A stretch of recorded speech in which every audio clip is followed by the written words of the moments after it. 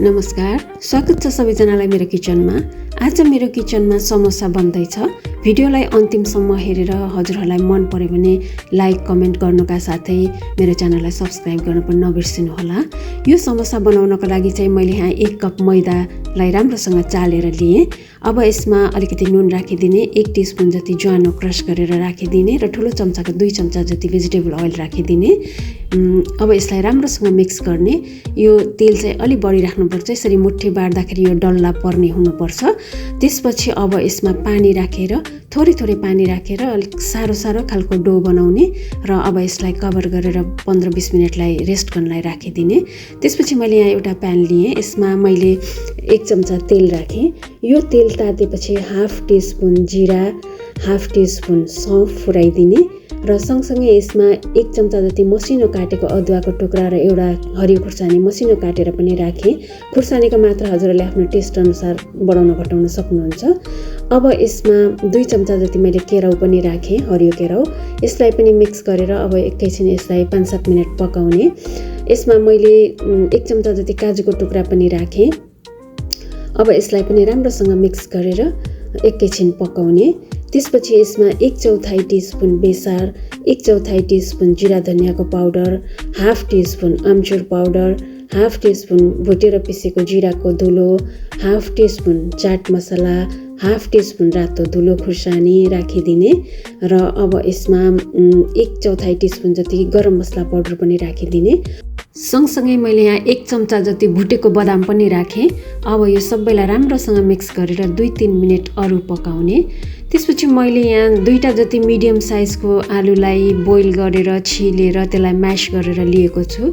अब यो आलु पनि यसमा राखिदिने र यो आलुलाई पनि यसमा मिक्स गरिदिने। त्यसपछि यसमा नुन राख्ने आफ्नो टेस्ट अनुसार र अब यो सबैलाई मिक्स गरेर मसला आलु यो सबलाई मिक्स गरेर राम्रोसँग एकैछिन पकाउने। त्यसपछि मसिनो काटेको हरियो धनियाँ यसमा राखिदिने र अब यो हरियो धनियाँलाई पनि यसमा राम्ररी मिक्स गरेपछि स्टोभलाई अफ गरिदिने। अब हाम्रो फिलिङ्स पनि रेडी भयो। अब यता पिठोलाई मुसेर राखेको पनि झन्डै 25-30 मिनट भइसक्यो। अब यसलाई एकचोटि निकालेर राम्रोसँग माड्ने। त्यसपछि यसको गोली बनाउने र अब यसलाई बेल्ने। यसलाई बेल्दाखेरि चाहिँ गोलो होइन, लाम्चो गरेर बेल्ने। त्यसपछि यसलाई बिचमा काटेर 2टा बनाउने। एक पार्टलाई राख्ने र एक पार्टमा चाहिँ हल्का पानी लगाउने बिटमा र अब यसलाई यसरी टक्क एक साइडबाट फोल्ड गर्ने र ठ्याक्क त्यसैको सेन्टरबाट फोल्ड गर्ने र त्यसैको माथि अर्को साइडबाट पनि ठक्क फोल्ड गर्ने। हामीले समोसाको सेप दिने यसलाई र अब यहाँ भित्रपट्टि हात यसरी राखेर अब यसलाई मजाले प्याक गरिदिनुपर्छ, नभए यो फ्राई गर्दाखेरि फेरि खुल्ने डर हुन्छ। अब यस्तो बनाइसकेपछि अघि तयार पारेर राखेको फिलिङ्स यसको बिचमा राखिदिने। मजाले यसमा टन्न पारेर यो फिलिङ्सलाई कोचेर यसरी राखिदिने र त्यसपछि यो पछाडिको पार्टलाई हल्का फोल्ड गर्ने र अगाडि फोल्ड गरेकै पार्टमा ठ्याक्क राखेर प्रेस गरिदिने र अब यसलाई चारैतिरबाट प्रेस गरेर बन्द गरिदिने। यसलाई मजाले बन्द गर्नुपर्छ ताकि फ्राई गर्दा नखुलोस्। अब एउटा समोसा रेडी भयो र सेम प्रोसेसले अर्को पिसको पनि समोसा बनाउने। यसरी नै सेन्टरबाट फोल्ड गर्ने, फेरि उतापट्टिको पार्ट ल्याएर टक्क यसमा माथिबाट राखिदिने र अब यसलाई मजाले प्रेस गरेर टाइटसँग प्रेस गरिदिने।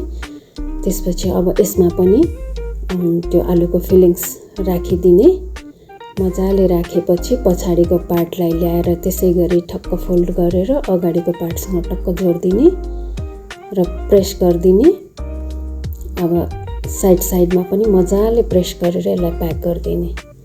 अर्को समोसा पनि रेडी भयो। यसै गरी समोसा सबै बनाउने। ल हेर्नुहोस् त कस्तो राम्रो समोसा बन्यो। यसै गरी सबै समोसाहरू बनाउने। मैले यहाँ एउटा कडाईमा तेल तताउन राखेको छु। यो तेल धेरै तताउनु पर्दैन, ठिक्क भएको छ। अब यसमा समोसा सबै राखिदिने। त्यसपछि अब यसलाई एकदमै मधुरो आगोमा पकाउनुपर्छ। जति मधुरो आगोमा यो पकायो त्यति क्रिस्पी हुन्छ यो। अब यसरी नै यसलाई चलाइ हल्का ब्राउन हुन्जेल यसलाई पकाउनु पर्छ। यो समोसाको कलर चेन्ज हुँदैछ। अब यतिको भइसकेपछि यो समोसालाई किचन टावलमा निकालिदिने। ल हेर्नुहोस् अब समोसा कस्तो राम्रो बनेको छ।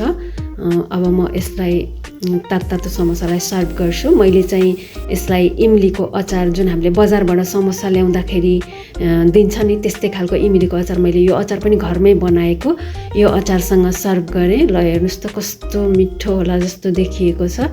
आशा छ हजुरहरूलाई पक्कै पनि यो समोसाको रेसिपी मन पर्यो होला। भिडियो हेरेर बस्नु भएकोमा हजुरहरू सबैजनालाई धेरै धेरै धन्यवाद। हस् त आजलाई यति नै।